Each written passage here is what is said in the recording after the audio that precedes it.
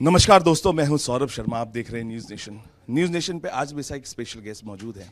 Special इसलिए भी हैं क्योंकि जब भी वो बोलते हैं और जो भी फिल्म वो लॉन्च करते हैं वो एक चर्चा का विषय बन जाती है और एक ऐसे ही मुद्दे पे वो फिल्म लेके आए हैं। जी हाँ, मैं बात कर रहा हूँ राम गोपाल वर्मा की। सर बहुत बहुत स्वागत है। हाय हाय हाय।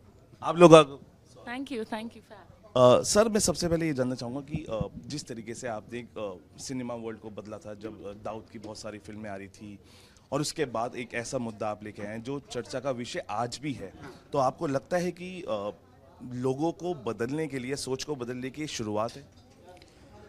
हाँ, शुरुआत यानी मैं I am not sure about correct word है इसलिए कि अगर ये सब्जेक्ट मैटर जो है और वो इशू से जो ये डील करते हर तरह तरह के लोग उसको अपनी अपनी राय अपनी अपनी एक अंदाज़ा होती है। लेकिन क्या है, हमको जो नॉर्मल बिहेवियर है, अब नॉर्मल बिहेवियर है, एक्सेप्ट कर सकते हैं नहीं। हर एक पर्सन का एक डिग्रीज ऑफ डिफरेंस होती है लेकिन हमको दो चीज़ के, अगर एक इंग्लिश में कहावत है, अगर हम उनकी शूज़ में नहीं है तो हम कभी भी उसका फीलिंग समझ नहीं सकते unless we experience that person.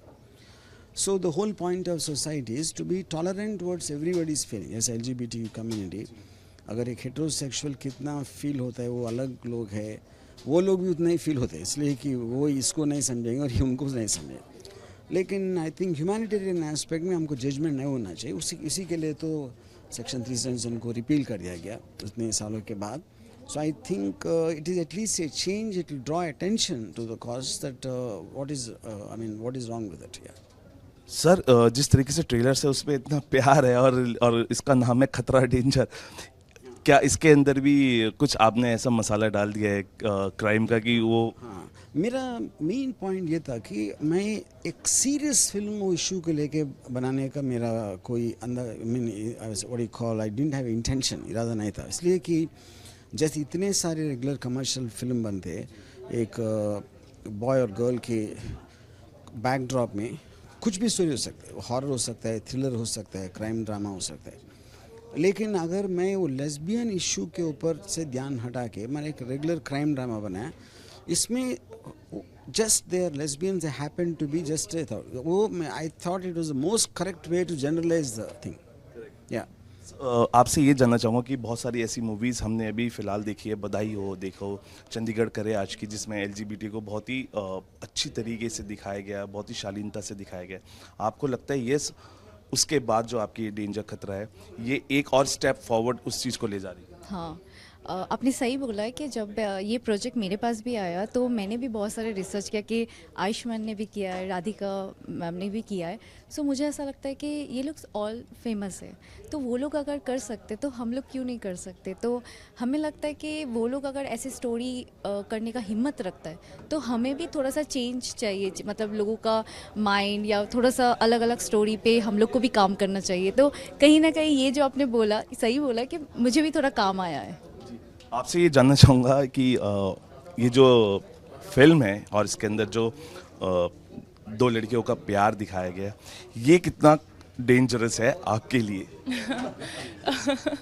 Dangerous तो ज़रूर है, क्योंकि मुझे ऐसा लगता है कि ये बहुत अलग है, बहुत हटके है। और डेंजरस इसीलिए भी है क्योंकि खूबसूरती बढ़ जाती है जब दो लड़कियां रहती हैं। आई थिंक भगवान ने इतनी women are a beautiful creation of God, and I think dangerous इसलिए क्योंकि वो डबल हो जा रहा है इस मूवी में। और यस, तो इसलिए। अच्छा, राम गोपाल सर ने आप दोनों की एक तारीफ ये भी की थी कि अगर राजा मौली सर के पास 2 सुपर हीरो है तो मेरे पास 2 सुपर गर्ल्स है। सर क्या कहना चाहिए? जो डेंजरस या वो तो मैं जस्ट फन में रखा है, लेकिन इसलिए कि ये जो राजमौली के हीरोज़ है वो डेंजरस है, जैसे इतना लड़ते हैं, हवा में उड़ते और भयानक होते हैं। लेकिन मैं सोचता हूँ कि एक मर्द का जो पावर है उसका और वुमेन का पावर ब्यूटी है।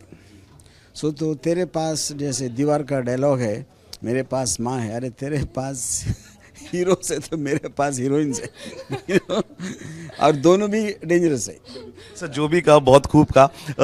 सर अब जैसे सिनेमा बदल रहा है, हम देख रहे हैं, जैसे आप हमेशा एक चेंज के लिए जाने जाते हैं और हमेशा जो आपकी मूवी एक चेंज लाने की कोशिश करती है, आपको लगता है कि अब जो डायरेक्टर्स का रोल है, अब जैसे किसी को इम्प्रेस करने, ऑडियंस को they have not to impress, अगर आपकी स्टोरी अच्छी है तो ऑडियंस कहीं भी है वो दौड़ी आएगी, जैसे कश्मीरी फाइल्स के लिए आपने बोला, तो क्या सोचते हैं सिनेमा बदल रहा है? नो नो, ऐसे 100% सिनेमा सिर्फ बदलते ही रहते हैं, ऐसा नहीं कि अभी पहली बार हुआ, लेकिन हर एक टाइम पे एक वंस इन 10 years 15 years एक फिल्म होती है, it will completely take it in a new direction. और वो जो पावर मैंने फील किया कि कश्मीर फाइल्स में है। या क्या देख रहे हैं अब जो जिस तरीके से, क्योंकि एक और डायरेक्टर हैं विपुल शाह, उन्होंने भी एक केरला स्टोरी पे वो मूवी लेके आ रहे, तो आपको लग रहा है कि हाँ सच्चाई दिखाने की हिम्मत अब डायरेक्टर्स में है, और कुछ ऐसी एक फिल्म आप भी सर ब्रेकिंग दे दीजिए कि आप भी कुछ ऐसा, क्योंकि आप उसके लिए भी जाने जाते हैं। सी सच्चाई दिखाने का हिम्मत नहीं, ये सक्सेस फॉलो करने का एक ए पॉइंट है। कभी भी एक हाईली सक्सेसफुल फिल्म आता है कि बहुत से film directors they want to take that as inspiration. जैसे अब हम आपके कौन आए तो everybody wants to make family stories, जो कुछ एक लव स्टोरी आया तो everybody wants to make love stories. तो कश्मीर फाइल्स एक नया जॉनर है जो सच्चाई दिखाने का एक इमोशनल एस्पेक्ट से वो पहली बार आया, और इतना बड़ा सक्सेस होने के बाद उसको फॉलो करने तो बहुत लोग करेंगे, शायद मैं भी करूँगा, देखेंगे। हाँ, तो LGBTQ को लेके आपका क्या नज़रिया बदला है, क्योंकि बहुत सारे लोगों का बदला है, क्योंकि आपने उस किरदार को जिया है फिल्म के अंदर, तो आपको लगता है कि हाँ ऑडियंस जो है वो एक्सेप्ट कर रही है, ऑडियंस के साथ साथ जो फैमिली है उनके लिए भी एक्सेप्टेंस बढ़ा है? LGBTQ मैंने तो सच बोलूँ तो मैंने हमेशा से एक्सेप्ट किया, और मैं कहती हूँ एक्सेप्ट करने का कोई बात ही नहीं होना चाहिए, क्योंकि वो लोग भी भगवान के बनाए हुए हम ही जैसे लोग हैं, एंड सब बराबर है यहाँ पे। आई थिंक लोगों ने ये थोड़ा सा उन लोगों को साइड लाइन कर दिया है, जो आई थिंक डायरेक्टर्स अभी ऐसे जो हम सेलिब्रेट कर रहे हैं love between two women, I think उससे थोड़ा सा नॉर्मलाइज होगा। मैं चाहती हूँ नॉर्मलाइज हो। मैंने सुना है बहुत सारे पेरेंट्स एक्सेप्ट नहीं करते हैं बच्चों को एंड वो सब, बट लकीली मेरी फैमिली बहुत ओपन माइंडेड है। मैं एक फ़ौजी की बेटी हूँ, तो हमको यही सिखाया गया है कि सब जो सही है उसका साथ दो। तो जब मुझे ये स्क्रिप्ट मिली तो मुझे ऐसा लगा कि बहुत सही स्क्रिप्ट है, और बहुत आई थिंक थोड़ा सा चेंज आना चाहिए सिनेमाज में भी। कितना हीरो हीरोइन को देखेंगे, थोड़ा हीरोइन को देखना चाहिए, कुछ अलग देखना चाहिए, क्योंकि विजुअली बहुत अलग है। एक डुएट सॉन्ग है दो लड़कियों के बीच में जो कभी हुआ नहीं है, तो काफ़ी अलग तो लगेगा। बिल्कुल। आपको लगता है कि OTT ने उस चीज़ को क्रैश किया है जिसको हम कहते थे कि this is a star kid born, अब उन टैलेंट्स को बहुत सारा मौका मिल रहा है, और RGV सर इस बात के लिए जाने जाते हैं, नए टैलेंट्स को मौका देते हैं, तो आपको लगता है OTT ने ही उन चीज़ को आगे बढ़ाया है, और जो टैलेंट है उनको मौका मिल रहा है, वो आमिर सलमान और ये सब बड़े सिनेरियो का जो वो कुछ चेंज आया है उसके? बहुत सारे चेंज हुआ है, क्योंकि जब तक कोविड नहीं था तो लोगों को लगता था OTT means I mean normal लोग कर सकते, हमें सिर्फ फिल्म ही करना है, ऐसा बहुत सारा मैंने भी सुना था। बट अभी ऐसे टाइम आ गया है कि लोग सब वेब सीरीज़ कर रहे हैं, और वेब सीरीज़ करने के लिए सब आई मीन उनको इंटरेस्ट है, तो कहीं ना कहीं बहुत सारी चीज़ बदल चुका है और आगे भी शायद बदलेगा। तो हमें लगता है कि जो हम लोग जो आई मीन न्यू कमर हैं, तो कहीं ना कहीं वेब सीरीज़ OTT हमारे लिए बहुत अच्छा हुआ है कि हम लोग परफॉर्मेंस करने का मौका मिल रहा है एक्चुअली। RGV सर, मैं एक इंटरव्यू कर रहा था वुमेंस डे पे, नव्या सिंह है, she is a part of LGBT, वो मुझे बता रही थी कि हीरो अपना काम कर देता है, हीरोइन अपना काम कर देती है, हम लोगों को ऐसे किरदारों के लिए जगह नहीं मिल पाती, तो आपको लगता है कि ये वो जगह RGV अपनी फिल्मों में उनको देंगे? अगर उनके अंदर टैलेंट है वो आइए, दिखाइए और रोल पाइए।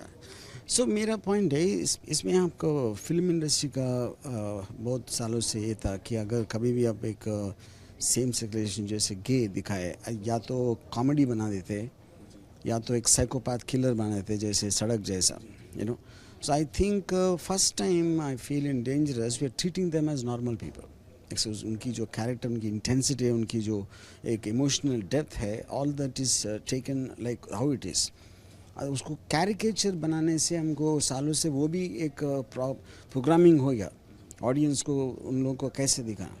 सो जब हम नॉर्मल दिखाते वो लोगों भी उसको नॉर्मल लेते, एबनॉर्मल दिखाते एबनॉर्मल लेते, दैट्स द होल पॉइंट। या तो क्या कहना चाहेंगे सर, और कौन सा धमाका, एक धमाका तो आपका 8 तारीख को हो ही रहा है, आप धमाके लेके हमेशा जाने जाते हैं, इसके बाद ऐसा कौन सा टॉपिक के साथ आप धमाका कर रहे हैं? हाँ, अभी जस्ट फिनिश द फिल्म, अभी कुछ जस्ट इन द मेकिंग या So what all you have to say to your audience because Butterflies in Stomach 8 तारीख बहुत करीब है और इस किरदार को लेके भी बटरफ्लाइज होंगी बिकॉज एक अलग तरह का किरदार आपने फिल्म में जिया है. So what all you have to say to your audience? Audience को मैं यही बोलूँगी कि एक कमर्शियल मूवी है और एक एंटरटेनिंग मूवी है, तो एक उस तरह से देखिए. और ये LGBTQ को पकड़ के उनको अलग साइड लाइन करना वो छोड़ दीजिए, क्योंकि वो लोग भी हमारी तरह ही इम्पॉर्टेंट है और वो लोग भी हमारी तरह नॉर्मल है. वो सारा छोड़ के एक मूवी की तरह इसको एंजॉय कीजिए ना. मुझे यकीन है कि आप लोग सब ज़रूर एंजॉय करेंगे. आप क्या कहना चाहेंगे जाते जाते बिकॉज आपकी जो स्माइल है वो दिखा रही है कि कितने एक्साइटेड आप हैं इस फिल्म को लेकर.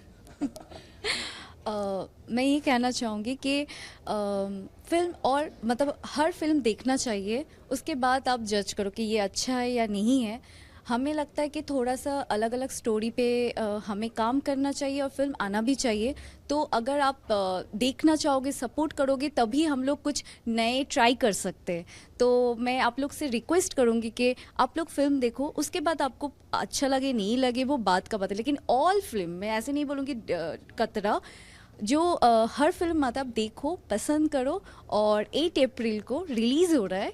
आई थिंक दो गर्ल्स का लव स्टोरी है. आई थिंक आपको पसंद आएगा. चलिए बहुत अच्छी बात है जब कोई एक्ट्रेस ये बोलते हैं कि हमारे साथ साथ सारी फिल्म को सपोर्ट कीजिए, क्योंकि एक ऐसा तबका है इंडस्ट्री के अंदर जो सिर्फ एक ही तबके को प्रमोट करता है. और RGV सर की जो हमेशा मेहनत होती है, जिनको वो लाते हैं, वो हमेशा ऐसी शालीनता रहते रहे और ऐसा किरदार निभा जाते हैं जो चर्चा का विषय बन जाता है. कैमरामैन संजय के साथ सौरभ शर्मा, न्यूज़ नेशन, दिल्ली.